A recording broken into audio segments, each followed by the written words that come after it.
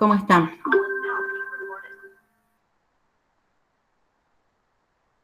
Y vamos a iniciar la presentación.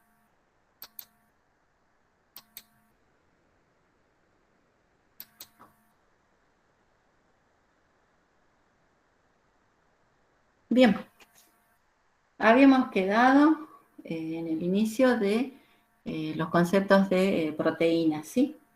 Entonces, para recordar un poquito, las proteínas están constituidas por los aminoácidos, secuencias de aminoácidos, ¿sí?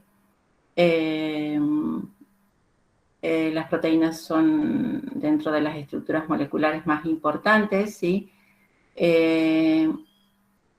Y en la primera parte nos habla el programa del principio estructural, ¿sí? El principio estructural se refiere justamente a esto que está aquí presentado en forma sencilla, ¿sí? La estructura química que consiste en la condensación de numerosos aminoácidos, como ustedes verán, ¿sí? Entonces acá tenemos las uniones peptídicas y tenemos un aminoácido, luego tenemos otro aminoácido, ¿sí?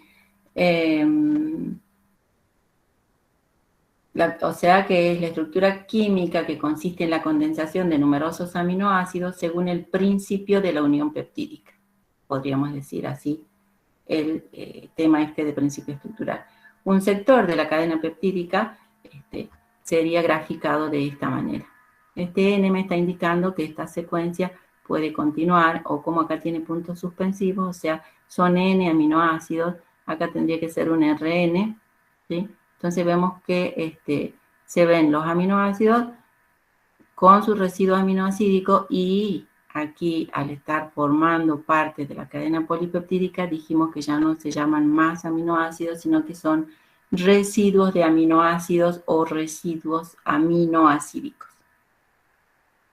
¿Qué más podemos decir? Sí que estas cadenas de proteínas puede consistir una proteína en una sola cadena, así en forma sencilla, una sola cadena de aminoácidos, o puede estar constituida por varias cadenas de aminoácidos, ¿sí? Si esas cadenas de aminoácidos son idénticas, por ahí van a encontrar el nombre de proteínas oligoméricas y las subunidades se denominan protómeros, ¿sí? A modo de información.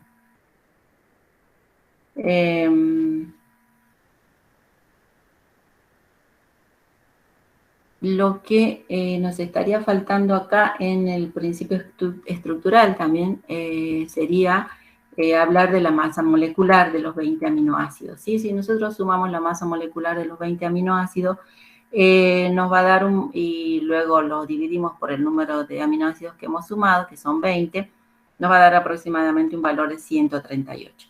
Ahora sí, lo que nosotros sumamos son aminoácidos que están contenidos en diferentes proteínas y se hizo, ¿sí? Para miles de proteínas y se sacó un promedio de 128, ¿sí? Peso molecular de cada aminoácido en promedio en cadenas polipeptídicas de 128, menos los 18 del agua que se pierde en cada enlace peptídico, ¿sí? Me daría un total de 128 menos 18, 110, ¿sí?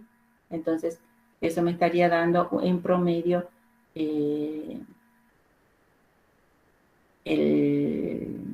la masa molecular. O sea, cuando yo tengo el valor de la masa molecular de una proteína, la divido en 110 y puedo saber aproximadamente cuántos aminoácidos constituyen esa proteína. Cálculos matemáticos por ahí al margen. Bien. Luego tenemos la clasificación de las proteínas, ¿sí? Dentro de la clasificación de las proteínas van a encontrar diferentes bibliografías, diferentes clasificaciones.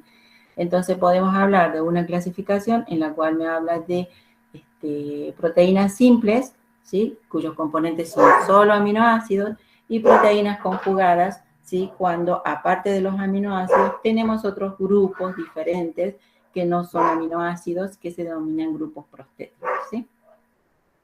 O tenemos la otra gran clasificación que es muy usada, que es la de proteínas globulares y proteínas fibrosas, ¿sí? Y ahí estaríamos hablando lo que está acá graficado, proteínas globulares, ¿sí?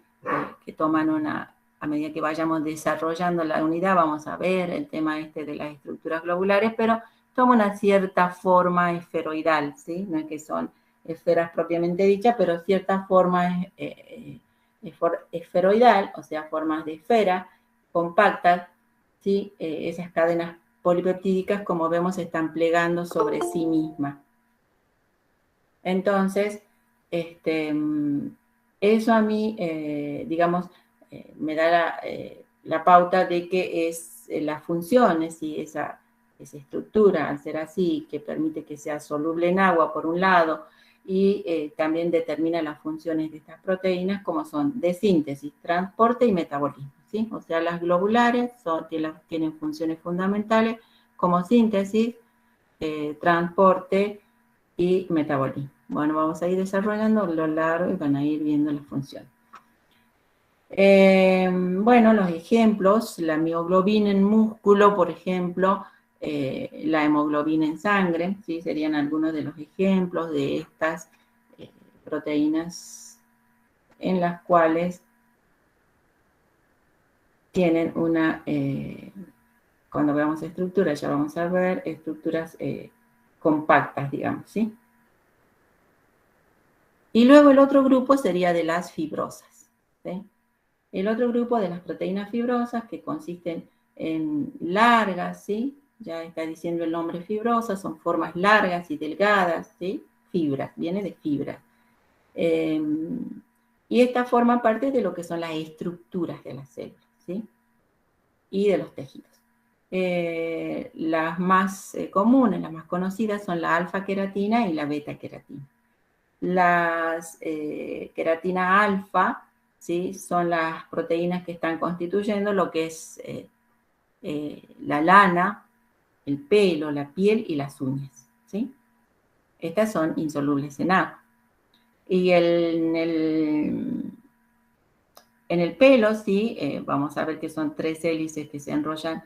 Bueno, vamos a ir viendo el desarrollo, no vamos a hacer esta descripción porque si no vemos el desarrollo de las estructuras, no. Bueno, nos quedamos con que las fibrosas, sí, tenemos las queratinas alfa, sí, donde predominan las hélices alfa, se encuentran en la lana, por el gráfico, tendría que haber puesto algo de piel, uñas y pelo. Y las beta, ¿sí? Las queratina beta, las proteínas que se encuentran, sí, eso sí está graficado, en las plumas, ¿sí? Y en las escamas de los reptiles.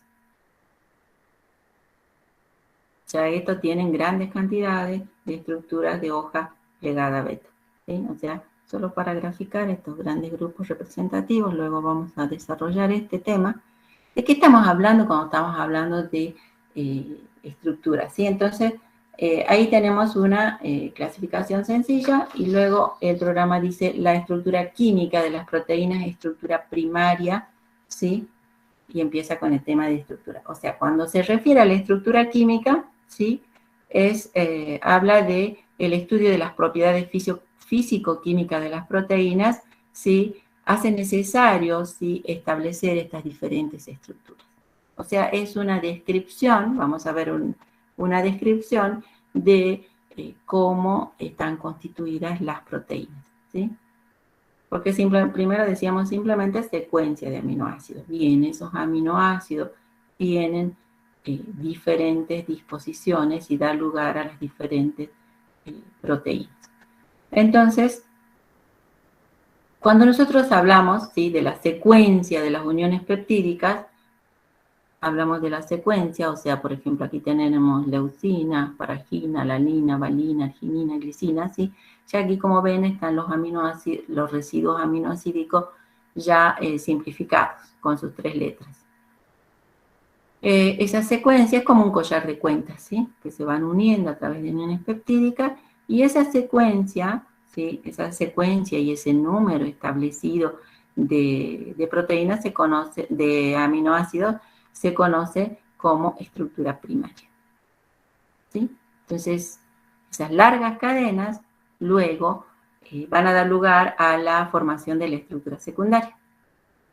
Y esas estructuras secundarias en general presentan la siguiente forma, ¿sí? o sea, cómo se empiezan a ordenar en el espacio esas largas cadenas, son como la estructura de alfa hélice, ¿sí? Que es como si enrollaríamos una cinta alrededor de un cilindro, y las de hoja plegada beta, que era lo que en la clasificación yo les hablaba de en la lana, en el pelo, ¿sí? Las estructuras beta, y en las escamas y en las plumas de las estructuras alfa. ¿Sí? Se refiere a esta disposición de las cadenas polipeptídicas. Entonces, la estructura secundaria a mí me va a estar dando la ordenación, ¿sí? Siguiendo un orden establecido de esa cadena polipeptídica. Y luego pasamos a lo que es la estructura terciaria. La estructura terciaria se refiere a la distribución espacial, ¿sí? Cómo esas estructuras secundarias luego se van a distribuir espacialmente. En este caso ya estamos viendo, ¿sí? Que es una proteína globular, ¿sí? Esta estructura terciaria, la estructura terciaria me va a definir la clasificación en globulares y en fibrilares. Finalmente, cada una de estas estructuras terciarias, ¿sí? Van a dar lugar a la estructura cuaternaria. Si tiene una sola cadena polipeptídica, se forma hasta la estructura terciaria.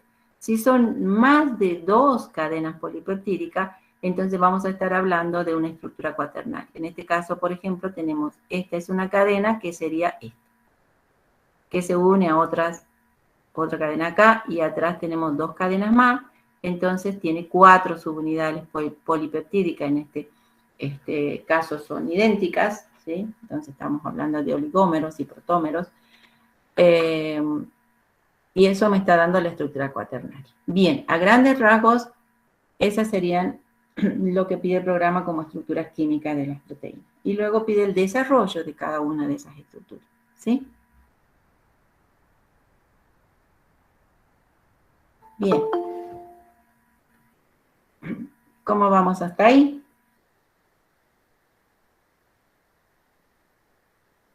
Bien, bien. No se puede para el parcial, no, todavía no. Bien, vamos con la estructura primaria, ¿sí? Entonces acá está más graficado, más, digamos, como para darnos una idea, ¿sí?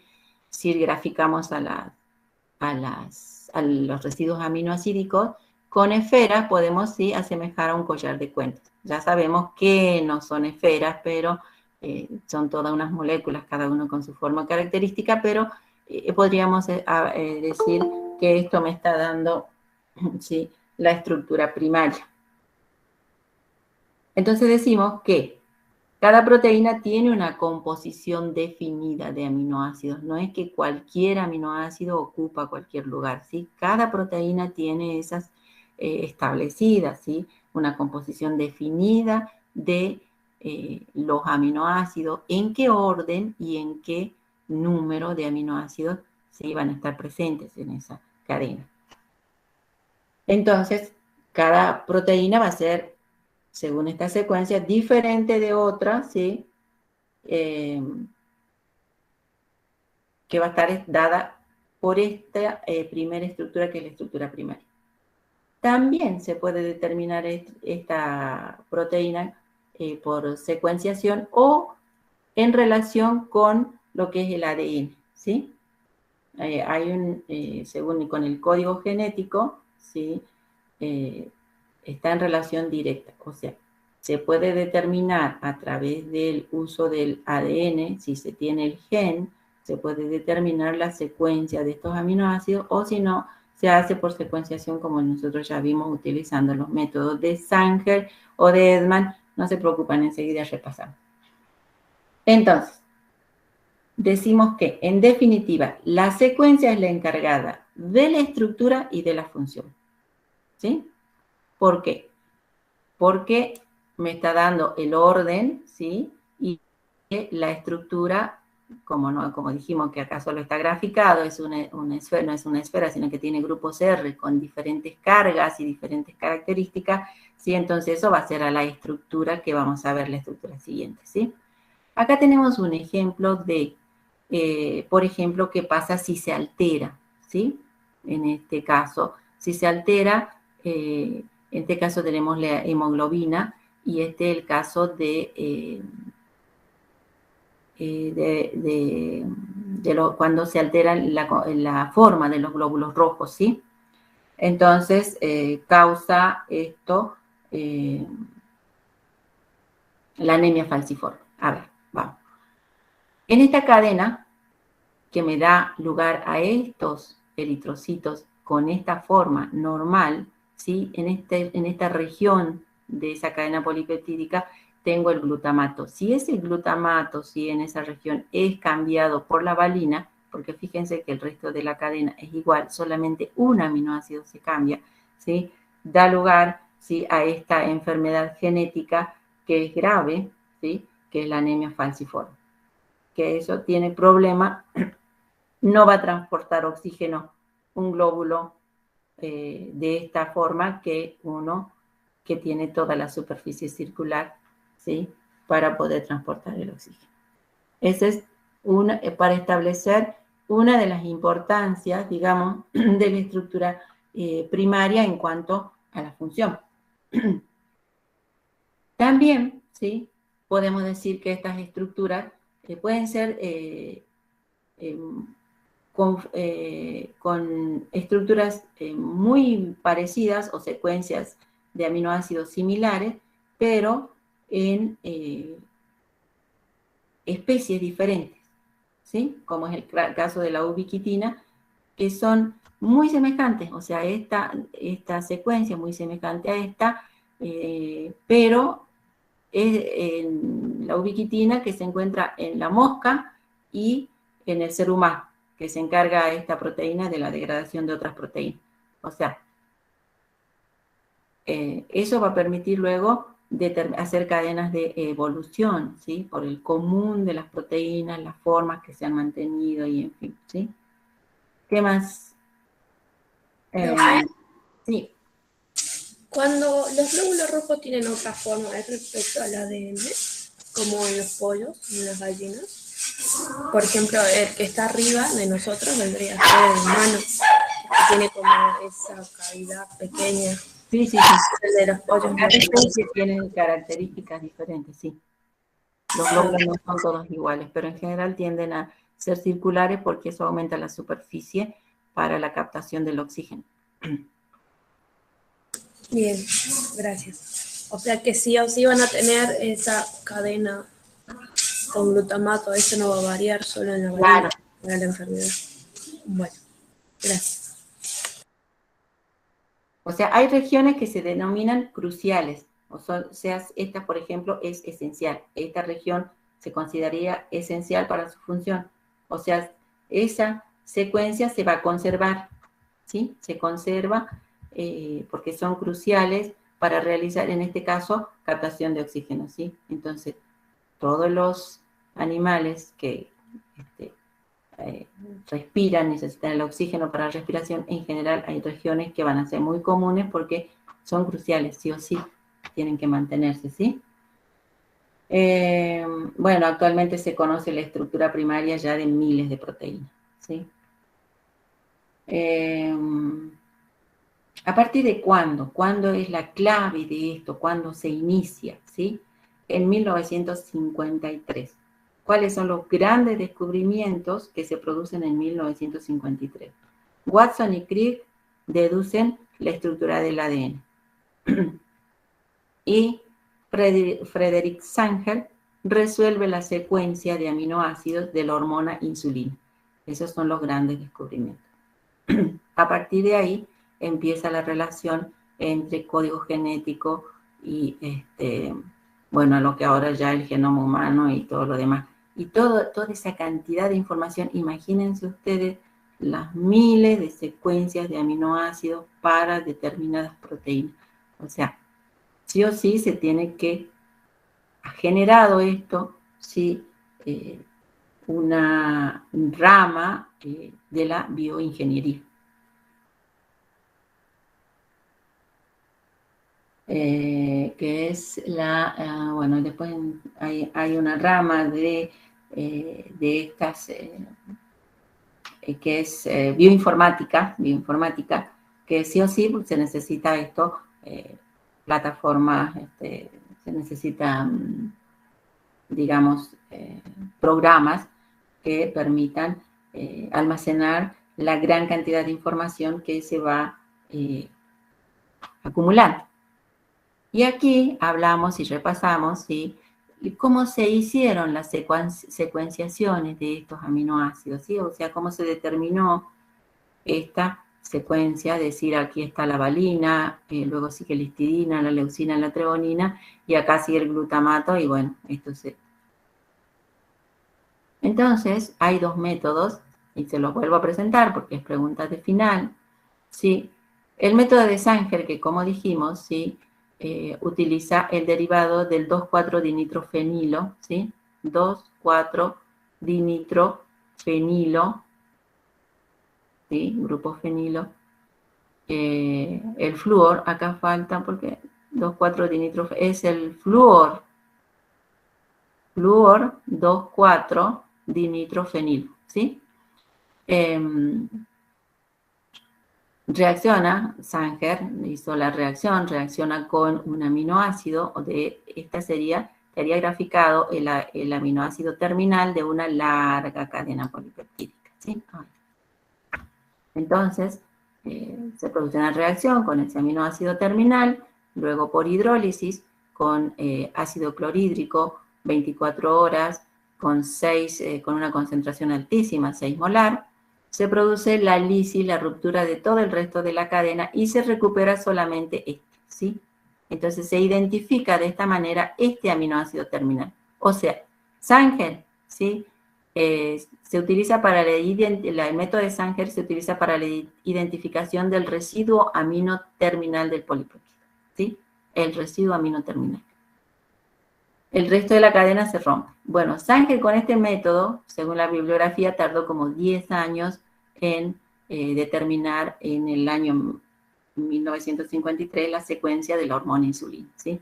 Ahora, un día, y al paso que vamos, seguramente horas, ya se puede hacer estas determinaciones de la secuencia de los aminoácidos. Todo ha ido cambiando. Pero lo fundamental ha sido este. Y el método que se sigue usando, aplicado a diferentes secuenciadores automáticos, es el de Edman, ¿sí? Por un proceso por el cual, ¿sí?, con el fenil, aquí está bien, fenil isotiocianato,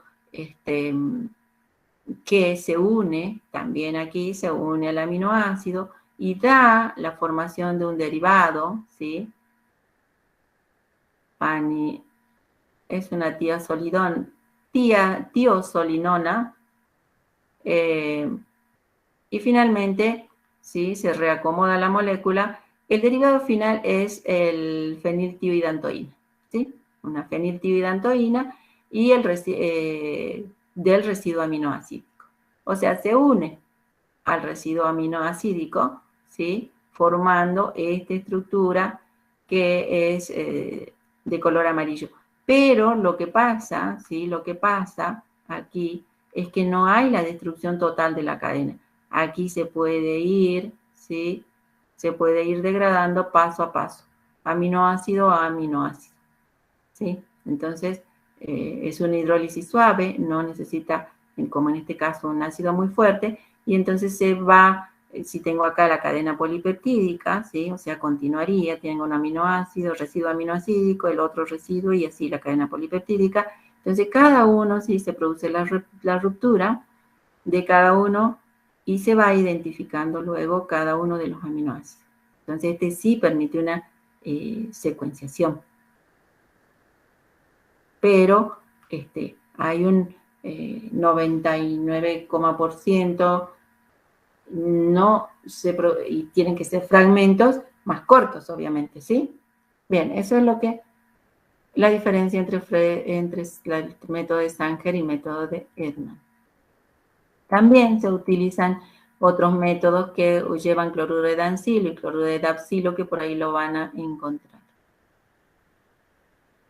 Ahora decíamos que, ¿sí?, si bien es cierto, estos secuenciadores están, pero antes las cadenas son muy largas y no es que vamos a poner una proteína y por el método de Edman se va a dar, porque se tiene que acortar, se tiene que cortar esas largas cadenas, se tienen que hacer fragmentos de esas largas cadenas, y en este caso, por ejemplo, se puede utilizar para cortar fragmentos de esas largas cadenas las enzimas proteolíticas. Y acá les traje los nombres de las enzimas proteolíticas más comunes. O sea, proteolíticas son las que cortan las cadenas de aminoácidos, ¿sí? Perdón, las cadenas de proteína. Por ejemplo, la tripsina, ¿sí? Va a cortar la cadena solamente donde aparezcan restos aminoacídicos de lisina y arginina, ¿sí? Y esto se encuentra en los sistemas digestivos. Bueno, acá el origen de donde podemos encontrar. Y bueno, así tenemos la quimotripsina, la trombina, ¿sí? Otras, carboxipeptidasa, por ejemplo, que es en el aminoácido terminal. O sea, en el sistema digestivo va a romper el aminoácido, va a liberar el aminoácido terminal, C-terminal, o sea, el carboxilo. Esto también está en los sistemas digestivos de los animales. Bueno, aquí algunos ejemplos, ¿sí? Y los lugares donde corta la cadena. ¿Qué más tenemos acá? No, esto ya no va. Bueno, eso sería en cuanto a lo que es la estructura primaria, ¿sí? La importancia de la estructura primaria, cómo se realiza la secuenciación, qué métodos se utilizan y cómo también se cortan esas largas cadenas para poder recién aplicar estos métodos. No es que van a aplicar en inmensas cadenas, ¿sí? Y existen otros métodos como son basados en la espectroscopía de masa, que por ahí van a encontrar que ya son métodos automatizados totalmente, ¿sí? Luego me habla de la regularidad de la secuencia de esos aminoácidos. El programa me dice regularidad de la secuencia. Entonces decimos que todas las moléculas de la misma proteína tienen la misma secuencia. A eso se refiere, ¿sí? La misma proteína. Si yo digo hemoglobina, mioglobina, esas tienen la misma secuencia. Por eso dice regularidad, ¿sí? Y dicha secuencia, sí, ha sido establecida genéticamente. Por eso de ahí la relación entre la genética, ¿sí? Que se ha determinado por el código genético. Entonces, los péptidos y proteínas homólogos de distintos orígenes van a mostrar diferencias entre sí. O sea, por más que algunas proteínas se parezcan, pero si son de diferentes orígenes, van a haber algunas diferencias. Bueno, Linus Pauling. Los carbonos alfa, sí. Vamos a ver esto, ¿sí? En la unión peptídica veíamos que existía, ¿sí? La unión entre el grupo carboxilo y el grupo amino, ¿sí? Y que se presentaba de esta manera, en posición trans, que es más estable de acuerdo a factores estéricos. Pero acá parcialmente están compartiendo, ¿sí? Acá estos pares de electrones, ¿sí? Entonces hay como una cierta resonancia, ¿sí? Comparten parcialmente, con lo cual este enlace, ¿sí? Se da resonancia, o sea, puede dar como que se interpreta, ¿sí? En estas dos formas. Y por eso es que este enlace es más corto que en una amida común, ¿sí? Es de menor distancia. Y esto le da cierta densidad, cierta polaridad a este enlace, con lo cual el oxígeno queda con una cierta densidad negativa y el nitrógeno con una densidad positiva. Bueno, eso lo deben haber visto en orgánica. Estamos hablando de este enlace peptídico, ¿sí? Que esto me da, cuando hablo de regularidad de la secuencia, estoy hablando de todo esto, cómo se dan los enlaces, ¿sí? El enlace peptídico que habíamos visto, pero no lo describimos bien, ¿sí? Entonces, en este caso, vamos a ver, esto es blanco y esto es Lehninger, donde, ¿qué es lo que tenemos, lo que apreciamos? Primero, esta unión, ¿sí? De la cual estamos hablando, que es más corta que en las amidas comunes, y que la característica fundamental es que se encuentran todos estos átomos en el mismo plano, ¿sí? Por eso decimos coplanares. Entonces, esa es la particularidad que tiene, ¿sí? Que todos estos átomos se encuentran en el mismo plano y que giran solamente alrededor de los carbonos alfa. Entonces vemos acá el carbono alfa, ¿sí? Con el grupo carboxilo, unión peptídica, el otro grupo el carbono que se une al carbono alfa del otro aminoácido, y el R, la cadena lateral. Entonces alrededor, ¿sí?, de este carbono se va a producir la rotación.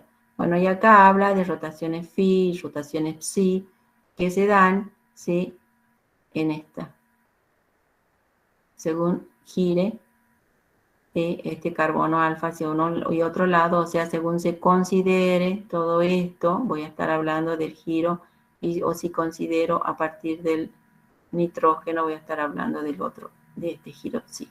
Pero bien, no vamos a entrar en tanto detalle. Lo que me interesa es eso, la característica del enlace peptídico, que es, son coplanares. Y ahí se ve ya más en forma tridimensional cómo, ¿sí?, se van disponiendo. Y ahí están las medidas, 1,32, 1,53, bien, es información. Como siempre decimos, al lado izquierdo, amino terminal, al lado derecho, carboxilo terminal. Bueno, más, eso ya en forma tridimensional. Y hasta ahí estaríamos con todo lo que involucra la estructura primaria, ¿sí? La regularidad de la secuencia que vimos, y luego hablamos de estructuras secundarias, ¿sí? Cuando hablamos de estructuras secundarias ya estamos hablando, ¿sí?, de lo que comprende el tornillo alfa hélice y la lámina beta. ¿Por qué? Porque esta, ya la secuencia ya la describimos bien, ¿sí?, la fórmula lineal de los aminoácidos, cómo se disponen, y ahora esas mismas, ¿sí?, se van a disponer en una forma helicoidal, que es como si se enrollarían alrededor de un cilindro. No es que existe este cilindro, ¿sí? Es para graficar que esas cadenas se enrollarían alrededor de un cilindro, ¿sí? Bien, entonces tenemos la estructura secundaria de una proteína, describe el tipo de estructura que forma cuando los aminoácidos forman enlaces de puente hidrógeno, ¿sí?, dentro de una sola cadena polipeptídica. O entre cadenas polipeptídicas puede darse también, ¿sí? Los tres tipos más comunes, ¿sí?, son hélice alfa, lámina beta y enlace hélice triple, que vamos a ver esta, hélice triple. Esos son los tres tipos de enlace.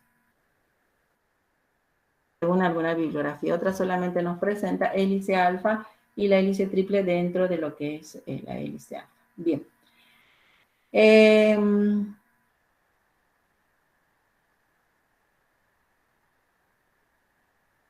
Bueno, aquí tenemos, sí, la disposición, como dijimos, y aquí tenemos ya un poco más graficado, ¿sí? Entonces tendríamos el amino terminal aquí y se enrollaría, ¿sí?, alrededor de un eje. Acá habla de este 5,4, o sea, gira y luego se repite, ¿sí? Esta forma, esta disposición se va a volver a repetir. ¿Entienden? O sea, tenemos 3,6 residuos de aminoácido y luego otra vez 3,6 residuos de aminoácido, y esas secuencias repetitivas es lo que se conoce como periodo de identidad. O sea, cuando estas moléculas están ordenadas, la estructura aparece formada por agrupaciones regulares, ¿sí? Son agrupaciones regulares que se van repitiendo, hablamos de periodo de identidad. En este caso de 5,4. Si es 5,4, estamos dentro de lo que son las queratinas, ¿sí? Porque por ahí hay alguna clasificación de acuerdo a su periodo de identidad. Esa alfa hélice, vista desde arriba, sería así. Esto sería un gráfico con esferas, Y este también sería un gráfico iniciando, ¿sí? En el vista desde arriba, 1, 2, 3, 4 y como, ¿sí? Me da, vieron que es plano, ¿sí? Plano, porque decíamos que los enlaces peptídicos permanecen en su forma plana. Ahora, los que descubrieron esto, los que establecieron esto y dijeron así está la hélice hecha, establecieron condiciones para construir estos modelos. Y uno es, que ya sabíamos, ¿sí? Que todas las proteínas son de naturaleza L, ¿sí? ¿Se acuerdan que hablábamos al comienzo de los aminoácidos, que los aminoácidos eran D o L? Bueno, que predominaban los L, bien, esa es una condición, que sean L. El ángulo y la distancia de los enlaces siempre deben reproducirse con su magnitud exacta, ¿sí? Que es lo que veíamos. El ángulo y la distancia esta siempre tiene que ser una magnitud exacta. Y los átomos de unión peptídica, dijimos que están en un mismo plano, eso ya lo vimos, y el otro es que siempre existe un número máximo de puentes hidrógeno, o sea que en toda, si fuese solamente este segmento, ¿sí? Vamos a tener, si contamos los puentes hidrógenos que están uniendo a esta estructura, va a ser un número máximo que va a tener. Más de eso no tiene porque no tiene más posibilidades, ¿sí? A ver, si se ve acá. Aquí se ve mejor. ¿Ven? Aquí se ve mucho mejor. Y aquí se ve, ¿sí? Los puentes hidrógenos. Estos puentes hidrógenos entre el grupo carboxilo de un aminoácido, ¿sí?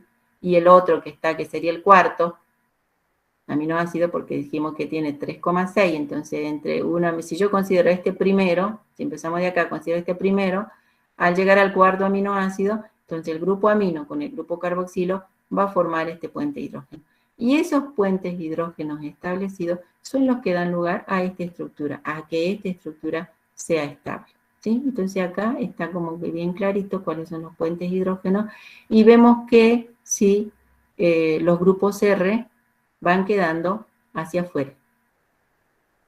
Y estos grupos R pueden ser más grandes, ¿sí? No tan chiquitos como, por ejemplo, la glicina, que es un hidrógeno nada más, sino que puede ser la histidina, la lisina, la metionina, que son más grandes. Eso permite la alfa-hélice, ¿sí?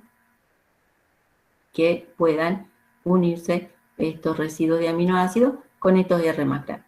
Bien, eso sería la alfa-hélice, no vamos a complicar más, obviamente que hay más, pero hasta ahí. Luego tenemos la otra estructura, que es la lámina beta, y la que decíamos que se disponen, ¿sí? Esta sería una cadena y esta sería otra cadena. También se mantienen unidas por enlaces puente hidrógeno. Vean qué importante, que son capaces de dar esa estabilidad, y acá ponemos de ejemplo, como para ilustrar un poquito, la seda, por ejemplo, ¿sí? Ustedes vieron la resistencia que tiene la seda, bueno, es porque estas cadenas polipeptídicas, estas cadenas de proteínas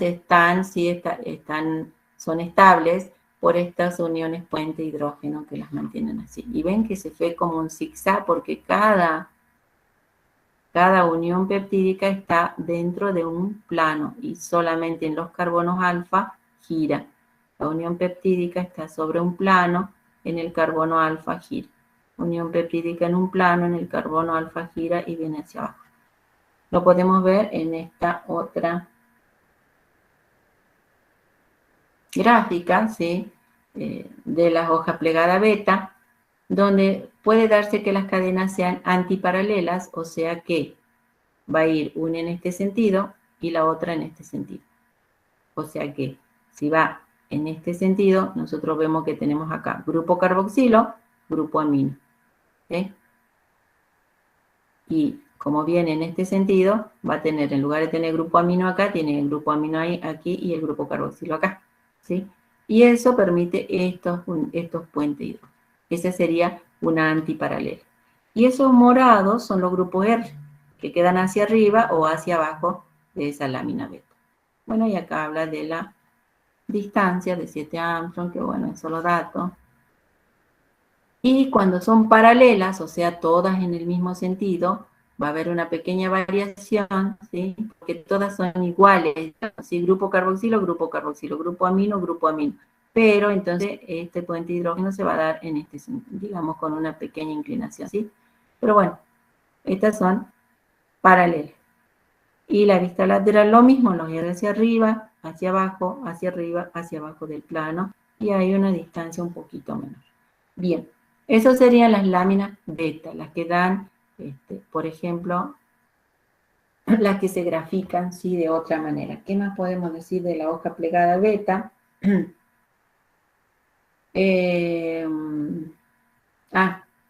Esta es la hoja plegada beta. Los grupos R, en general, estos son chiquitos, ¿sí? No son grandes. O sea, hablamos de glicina, valina, alanina y serina, ¿sí? Los residuos son más chicos, a diferencia de la beta que permitía cadenas R más largas. Cada uno de estos, ¿cómo se grafica? Las hélices alfa van a encontrar ustedes en la bibliografía graficados así, y las láminas beta representadas por flechas planas. Por lo tanto, cuando se combinan las dos, las hélices alfa y las láminas beta, van a encontrar estos gráficos muy comunes en la bibliografía, por ejemplo, formando una proteína globular en este caso. ¿Sí? Bien, ¿cómo vamos hasta ahí? Cansaditos, pensando en el parcial.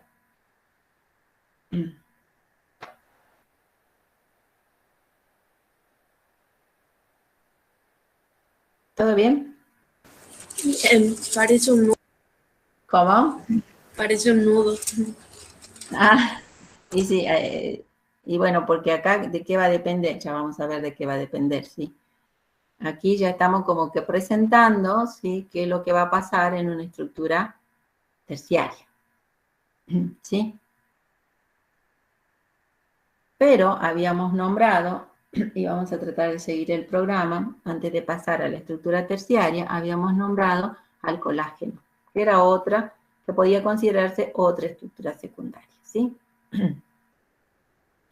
Antes de pasar, les voy a, por ahí les van a decir el sentido, ¿sí? De las, sentido dextrógiro y levógiro de las cadenas.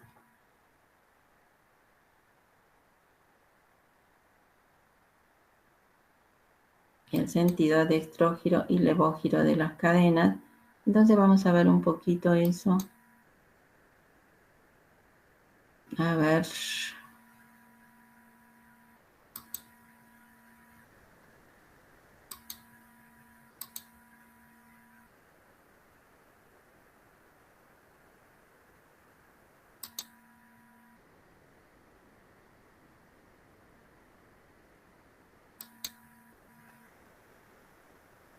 Vamos a activar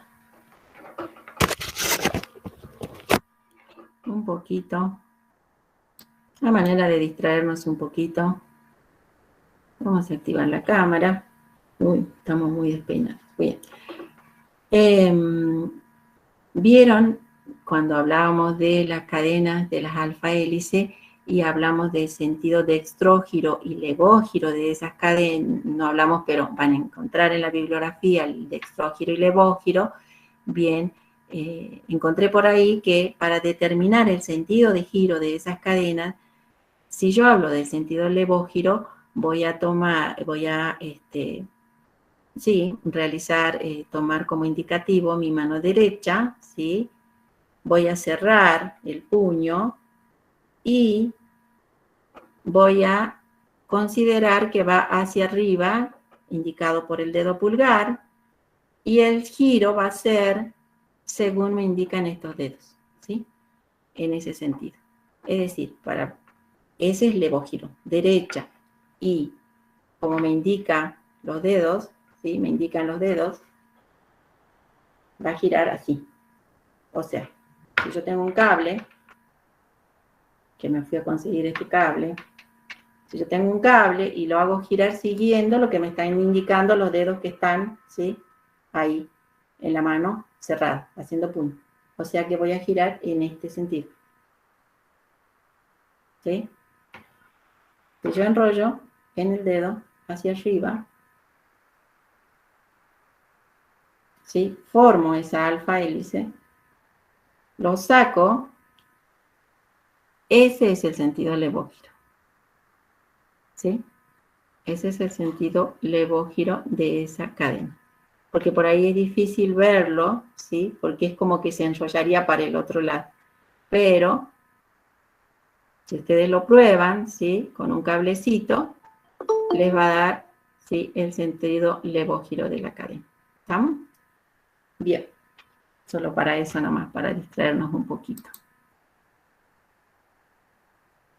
Bien. Seguimos. Volvemos a nuestra presentación.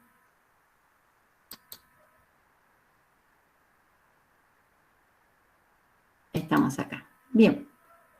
Hablábamos de el otro grupo, el grupo del colágeno, porque el colágeno es muy importante, es una estructura de los tejidos de sostén, ¿sí? Y el tejido conjuntivo, o sea, tiene mucho que ver con la piel y con la materia orgánica del hueso. Lo que tiene de particular, y vamos a dar una descripción, ¿sí? Es que está formado por 3 cadenas, ¿sí? Esa es una hélice de 3 cadenas polipeptídicas, ¿sí? Aproximadamente cada una de estas cadenas tiene 1000 aminoácidos, residuos aminoácidicos, y acá está graficado, ¿sí? Con esferas, y acá está graficado solamente con líneas, como esas fibras, esas cadenas, esas hélices de triple de 3 cadenas polipeptídicas, caracterizan a este colágeno. Lo que pasa es que estas primeras 3 cadenas son hélices hacia la izquierda, ¿sí? Contrario a lo que veíamos recién, que hacíamos el sentido dextrógiro, bien, estas son al contrario, tendríamos que hacer con la mano izquierda, ¿sí?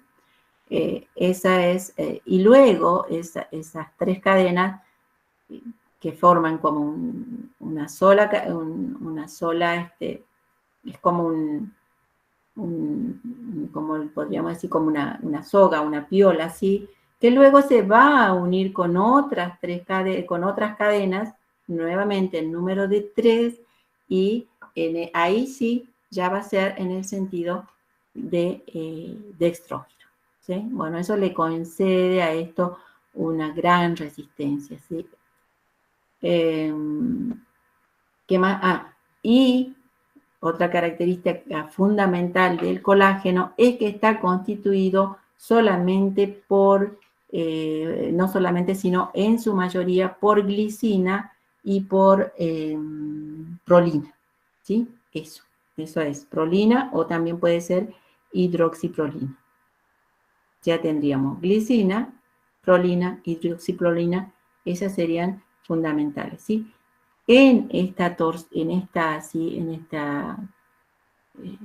Este enrollamiento, todo lo que son las glicinas van a quedar al centro. Recuerden que la glicina tenía un solo protón en el grupo R.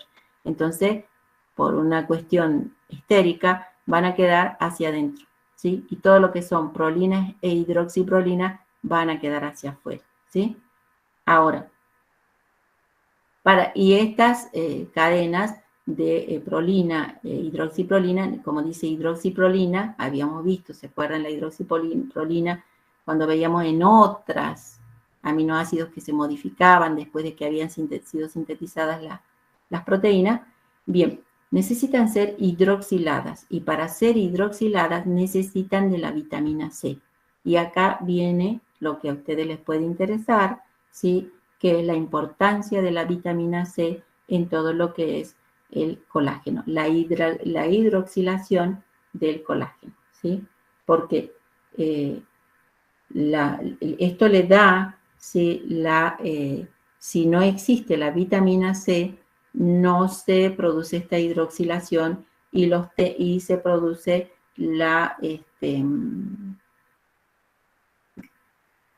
como que la estructura pierde resistencia, ¿sí? Entonces, las venas, las paredes, ¿sí?, de las venas se lisan, se rompen, los tendones se vuelven, se rompen, digamos, se vuelven frágiles, no se rompen, sino que se debilitan, ¿sí? O sea, aparecen lesiones en la piel, en las encías, y lo que quería decir es que se debilitan los vasos sanguíneos, ¿sí? Entonces, y eso simplemente, eso se conocía como la enfermedad conocida como el escorbuto, ¿sí? Que se daba en los barcos generalmente, que moría mucha gente porque no consumían cítricos. O sea, de ahí la importancia del consumo de la fruta, consumir cítricos. ¿Por qué? Por la vitamina C. ¿Por qué? Porque la vitamina C está en relación directa con la estructura del colágeno.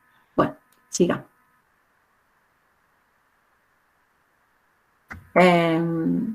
Bien, eso sería en cuanto a lo que pide el programa, pide colágeno, luego pide estructura terciaria. ¿Sí? Estructura terciaria, bueno, vamos a ver acá, tenemos a ver.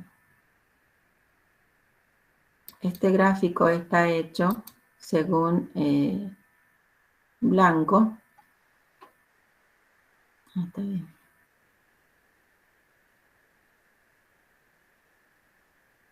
Sí, está bien. Este gráfico de la estructura terciaria. Es decir, la estructura terciaria ya es la distribución espacial de todas esas cadenas y alfa hélice y láminas beta. Y además de las alfa hélice y lámina beta que habíamos visto, existen ciertas regiones que son al azar, ¿sí? Que permiten estas curvaturas, por ejemplo, ¿sí? Que no son ni alfa ni beta, son al azar.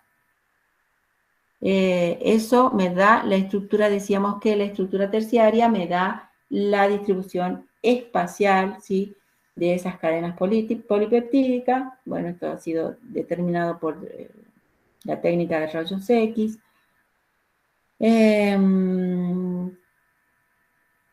Y esta distribución espacial, como veíamos que pueden ser, me da lugar a la formación de las proteínas fibrilares o las globulares, ¿sí? De acuerdo a cómo estas uniones van a mantener esas cadenas, ¿sí? Entonces, ¿cuáles son esas uniones? Los grupos de uniones. Acá se ve un poquito, ¿sí? Y acá tenemos otro gráfico donde es como que más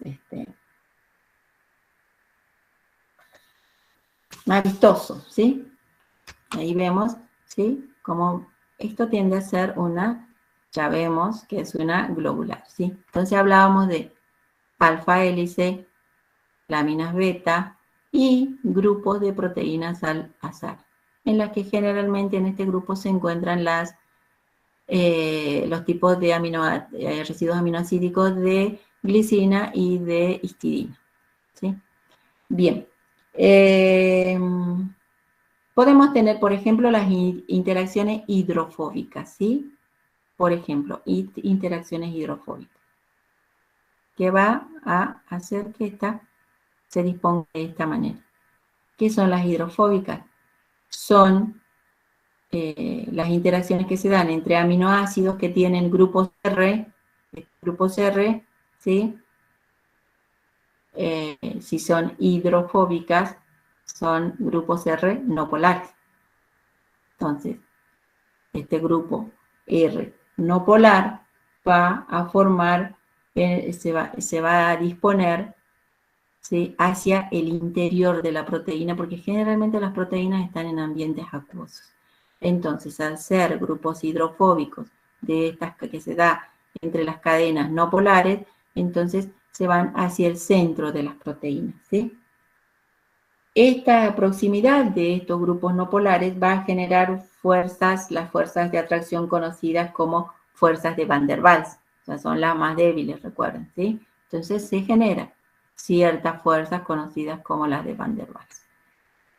Otro grupo, ¿sí?, las interacciones hidrofílicas, ¿sí?, hidrofílicas son las que tienen afinidad por el agua, o sea, vamos a hablar de los residuos aminoácidos que tenían, recuerden, grupos oxidrilos. Y estas, las hidrofílicas, se van a orientar hacia afuera. ¿Por qué? Porque el ambiente acuoso es externo en el caso de las proteínas, entonces se orientan hacia afuera. Son grupos polares, ¿sí? O sea, se encuentran y van a interaccionar con las moléculas de agua que son polares. Entonces, estos son los grupos polares, como habíamos visto, por eso decía la importancia de la clasificación de los aminoácidos y saber reconocer entre los no polares y los polares, cuáles son los grupos que me van a estar dando características, ¿sí? Entonces tenemos los polares, interacción hidrofílica, luego tengo los puentes salinos, ¿sí? Que se da, los puentes salinos, o también conocidos como los enlaces iónicos que nosotros vemos, por ejemplo, en el grupo carboxilo de un aminoácido con carga negativa y el grupo amino con carga positiva, son cargas opuestas que se atraen, forman enlaces iónicos o puentes salinos, ¿sí? Entonces va a mantener esta alfa hélice próxima a esta alfa hélice y en esa posición. ¿Dónde tenemos otro puente salino? No, en este caso es el único ejemplo de puente salino. Luego tenemos otro grupo que es el de puente hidrógeno, ¿sí? Entre el hidrógeno de un grupo R polar, acá tenemos los puentes hidrógenos, ¿sí? Que se da, por ejemplo, si en esta alfa hélice tengo este grupo carboxilo, que me va a quedar el grupo, el oxígeno con su carga negativa, y tengo un grupo amino, ¿sí? Con su carga, que tiene el hidrógeno, que va a formar un puente hidrógeno con este oxígeno, ¿sí? Otro puente hidrógeno, por ejemplo aquí, que se da también con el hidrógeno de este oxidrilo y el oxígeno de este oxidrilo de este otro ácido. Otro puente hidrógeno. Y finalmente tenemos los puentes disulfuro, que son muy importantes. Estos puentes disulfuro son enlaces covalentes que se forman entre los grupos sulfidrilos de dos cisteínas, por ejemplo. ¿Sí? Siempre las cisteínas son las que aportan, como veíamos, el azufre, y se forman estos puentes disulfuro. Bueno, y acá también está indicando que entre la hoja plegada hay puentes hidrógenos. Pero bueno, lo que nos interesan son estos puentes hidrógenos, que no son los mismos puentes hidrógenos que veían que se daban dentro de estas estructuras que habíamos descrito en las estructuras secundarias, ¿sí? Dentro de esta forma dada por puentes hidrógenos. Estos diferentes tipos diferentes de interacciones que estamos mostrando acá van a dar lugar a la totalidad de la estructura espacial, ¿sí? Cómo se distribuye cómo se dispone en el espacio esta molécula. Se mantiene así, esta estructura se tiene que mantener, ¿sí? Para que la proteína sea funcional, tiene que mantenerse esta estructura. Si pierde su forma, va a perder funcionalidad seguramente. ¿Qué más? Bien, y tenemos finalmente la estructura cuaternaria. Llegamos hasta aquí con la estructura terciaria, por ejemplo, en este caso, es una globular. Para hablar de estructura cuaternaria tenemos que tener dos o más cadenas polipeptídicas, ¿sí? Entonces, una cadena polipeptídica va a tiene su estructura terciaria, se va a unir con otra cadena, en este caso, con otra cadena y con esta cadena. 4 cadenas podemos estar hablando de una hemoglobina. Y esta podemos decir que es una proteína tetramérica, o sea, tiene 4 cadenas. Oligomérica, pocas cadenas, tetramérica, exactamente 4 cadenas. O sea, ya es, digamos, la última de las estructuras. ¿Sí? Fuimos de lo más simple a la más compleja, o sea, ya ahí estamos hablando de la estructura final, digamos, más de ahí no hay, por suerte, son solamente 4. Y por ejemplo, si esta fuese una hemoglobina, podríamos tener las subunidades alfa y las subunidades beta, ¿sí? Entonces tendríamos 4 subunidades. Hablamos cuando hablamos, ¿cierto? Cuando hablamos de estructura cuaternaria, hablamos de subunidades que se determinan, por ejemplo, como alfa, beta. Y si, por ejemplo, podríamos decir, en el caso de la hemoglobina, tiene dos subunidades, ¿sí? Subunidad alfa-beta y subunidad alfa-beta. También, digo alfa-beta. También podría decirse, ¿sí? Pero bueno, en realidad 4 subunidades y nos quedamos con las 2 alfa y 2 beta. Es lo que se ve en la hemoglobina. En cambio, si fuese mioglobina, que es la que transporta el oxígeno en lo que son los músculos, es solamente una. ¿Sí? La mioglobina es muy parecida a la estructura de la hemoglobina, pero tiene solo una sola cadena polipeptídica.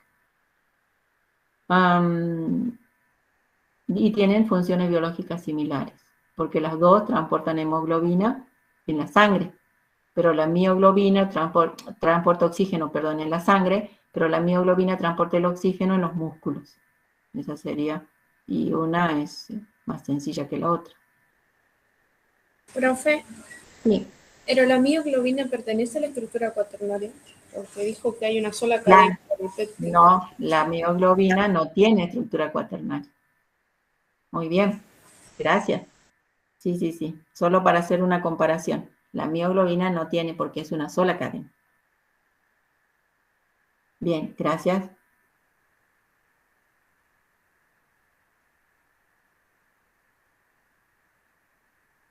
Bien, acá otra presentación.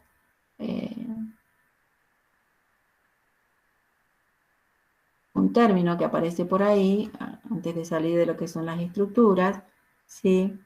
El tema que van a ver por ahí, que son los priones, proteínas que causan infecciones, como por ejemplo la enfermedad de las vacas locas, ¿sí? Son porque se creía que solamente causaban enfermedades, bacterias, virus, ¿sí? Patógenos. Pero cuando se descubrieron los priones, se descubrieron estas proteínas que cuando se introducen en otro ser vivo diferente del cual se originó, son nocivas, como en el caso de las enfermedades de las vacas locas, que las vacas son herbívoros en general y les dieron alimento que provenía de ganado que estaba enfermo y bueno, ahí se fue tuvieron que matar todos los animales. También se daba en el caso de unas, creo que hay nombra, una tribu que era caníbal y bueno, comían y se transmitía la enfermedad. Ahí se descubrieron los priones. Bien, aquí diferentes formas en que se van a disponer y van a encontrar las láminas beta, por ejemplo, puro láminas beta, ¿sí? O por ejemplo, puras alfa hélice con ordenación al azar. Y una representación gráfica que van a encontrar, por ejemplo, así, donde están las cadenas, digo las láminas beta, y donde están las alfa hélices, ¿sí? Se diferencia ahí las alfa hélices, o esa misma, ¿sí? Representación gráfica, las láminas beta, alfa hélice y al azar. Grupo amino terminal, por lo tanto va a empezar acá, va a seguir la cadena polipeptídica, alfa hélice, sigue la cadena, ¿sí? Sigue, grupo carboxilo terminal, faltaría ahí. Bien. No sé por qué me sale este cartel, bien. Continuando con el programa, me habla, uy, esto salió un poco borroso, pero nos da la idea de cuando hablamos de desnaturalización de las proteínas, ¿sí? Cuando hablamos de desnaturalización de proteínas, bajo el nombre de desnaturalización vamos a hablar de las modificaciones estructurales de las proteínas, ¿sí? Lo cual se traduce con pérdida de las propiedades biológicas. O sea, si se trataba de una enzima, de una hormona, va a dejar de tener, sí, esa propiedad biológica. ¿Por qué? Hay una disminución de la solubilidad y una alteración de sus propiedades físicas y químicas. Se puede encauzar, sí, esa desnaturalización para luego hacerla reversible. Pero, por ejemplo, acá el que tenemos es una desnaturalización del huevo a través del calor, ¿sí? El huevo, las proteínas del huevo se encontrarían, ¿sí? Proteínas activas en esta forma, las sometemos al calor, ¿sí? También puede ser con sales de metales pesados o por agitación. Por agitación es otra cosa, vamos a verlo enseguida. Al sometidas al calor se produce la desnaturalización, o sea, se rompen, ¿sí? Se rompe esta estructura, se rompen estos enlaces, por ejemplo, ¿sí? ¿Cuáles son las estructuras que se pierden en una desnaturalización? ¿Sí? La secundaria, la terciaria y la cuaternaria, hasta ese nivel. La primaria no. Y acá esto a ustedes les puede interesar más, ¿sí? Cuando el agente desnaturalizador es el calor superior a 50 grados centígrados, va a romper los puentes hidrógenos, ¿sí? Y las interacciones hidrofóbicas entre los grupos no polares, dice acá. O sea, siempre que se cocine un alimento, se usa calor para desnaturalizar las proteínas. Pero el valor nutricional de esas proteínas en los alimentos no cambia, solo que se vuelve más digerible. ¿Sí? También porque es importante el calor, porque, por ejemplo, cuando, como dice acá, o sea, cocer los alimentos no pierden las propiedades. Autoclave para desinfectar, ¿sí? Batas quirúrgicas, instrumentos quirúrgicos, se hace por calor, ¿cierto? Bien. Otro, usando ácidos y bases suaves. ¿Sí? Se agrega ácidos y bases a una proteína, ¿sí? Con el cambio de pH se rompen los enlaces de puente hidrógeno y se alteran los enlaces iónicos como son los puentes salinos. Fundamentalmente. Y eso ocurre cuando, por ejemplo, ¿sí?